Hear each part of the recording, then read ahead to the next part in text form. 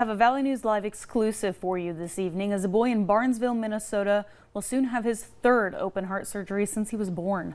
The Valley Today's Jordan Schreier sat down with the boy and his mother to learn about his complicated medical history and how he's defying the odds.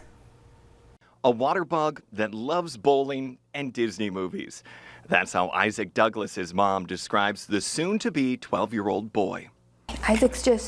He's so positive all the time. He makes you look at the positive things, that's for sure. And at the end of the day, things could be so much worse than what they are too.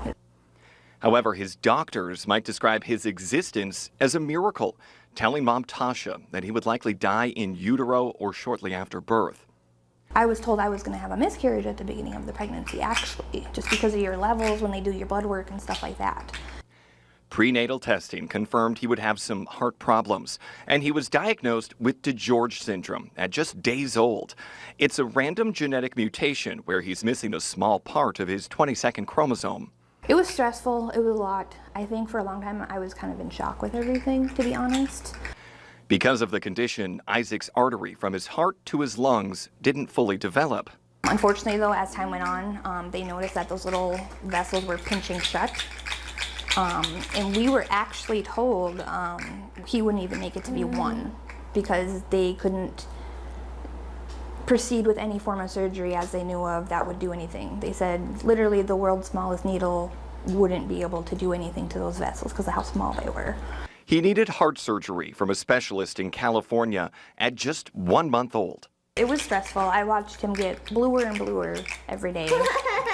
And it finally got to the point where they did transfer him down there and he was able to have the surgery. The first surgery was always known as prep for a second heart surgery, which he had in California within the same year. The second surgery was basically what they called the full repair. So that first surgery kind of got him ready for it, and then the second one, they put in a little conduit so that blood will flow easier from his heart to his lungs. As an infant, Isaac needed a feeding tube. He also had a stroke at 2 weeks old and was then diagnosed with epilepsy.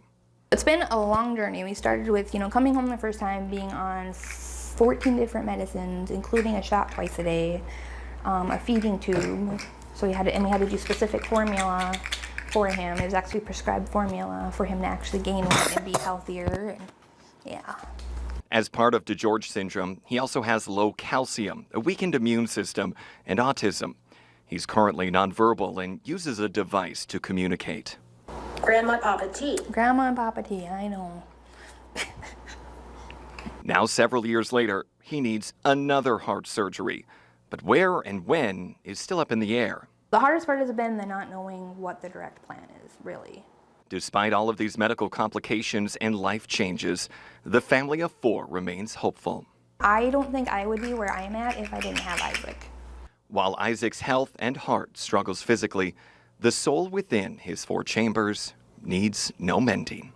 If he could talk, that's the only thing I hope for in the future, is that and him being happy. That would be it. Just because he's so dang smart that it would be nice to know what's going on in his head.